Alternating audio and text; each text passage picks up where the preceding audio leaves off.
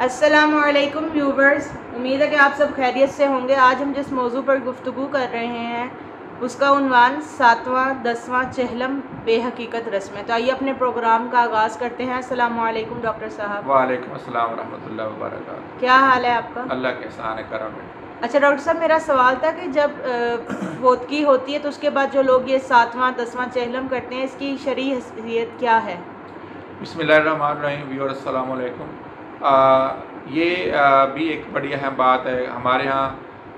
اکثر آپ نے دیکھا ہوگا، خاص طور پر پاکستان یا پنجاب میں بالخصوص جو ہے، جو فوت آنے والا شخص ہوتا ہے، اس کے بعد ان کے گھر والے جو ہیں وہ یہ سوئم 10واں یا 7واں جو ہے، یا پھر اس کے بعد چہلم ہے، یہ ایسے معمولات ہیں جن کا انعقاد اپنے لیے ضروری سمجھتے ہیں، اور سمجھتے ہیں کہ اس کے بغیر جو ہے وہ مرنے والے کے ساتھ جو ہے نا ان کا جو سمجھ لیں کہ زیادتی ہو جائے گی اور لوگ کیا کہیں گے۔ تو دوستو، یہ ایک بڑی بات ہے جس کو ہمیں سمجھنے کی ضرورت ہے کہ نبی علیہ السلام کے بعد جو بھی طریقے رائج ہوئے ہیں اور جس بنیاد پر بھی ہوئے ہیں، اگر وہ اچھے بھی ہیں، اگر ان کے اثرات مرتب ہوتے ہیں، غلط طریقے سے ہوتے ہیں، تو ان کو فالو نہیں کرنا چاہیے۔ مرنے والے کے لیے دعائے استغفار کسی وقت بھی کی جا سکتی ہے، پورے سال میں، اور سارا سال بھی کی جا سکتی ہے، اور پوری عمر بھی کی جا سکتی ہے۔ اور ہم دیکھتے ہیں کہ مسلمان جو ہم جتنے بھی نماز پڑھتے ہیں تو نماز میں مومنین کے لیے دعائے استغفار کرتے ہیں، اور اس کے علاوہ جب اللہ سے ہم استغفار اپنے لیے مانگتے ہیں تو مومنین کے لیے بھی مانگتے ہیں۔ تو دعائے استغفار کا تو دیکھیں جواز بھی ہے اور حکم بھی ہے، لیکن یہ رسمیں بنا کے ان کو فالو کرنا اور ان کو شرعی طور پر سمجھ کے کرنا، یہ سمجھ لیں کہ گناہ کا کام ہے، اس سے بچنا چاہیے۔ کہ یہ اگر ایک آدمی سوئم کی حد تک، تو جواز اس لیے بنتا ہے کہ سوگ نبی علیہ السلام نے 3 دن کا کہا ہے۔ اگر کوئی تیسرے دن اپنے سوگ کو ختم کرنے سے پہلے مرنے والے کے لیے استغفار کے لیے اکٹھے ہو جاتے ہیں اور دعا کرتے ہیں، اور یہ کوئی اہتمام والا کام نہیں ہونا چاہیے، بس جو اہل و عیال، جو چند افراد، جو جتنے بھی عزیز و اقارب ہیں وہ اکٹھے ہو جاتے ہیں، تو اس صورت میں وہ کرنا جائز ہے۔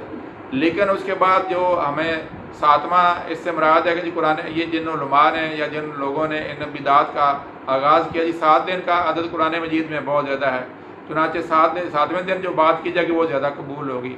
اس طرح 10 کا جو عدد ہے قرآن مجید میں، اس کا بھی بہت تذکرہ ہے، تو چنانچہ کچھ لوگوں نے کہا نہیں کہ 10ویں دن اگر کوئی دعا کی جائے گی تو وہ بہت زیادہ ثواب کرے گا۔ اس طرح 40 کا عدد جو ہے وہ بھی بہت زیادہ قرآن مجید میں مختلف مقامات پہ آتا ہے۔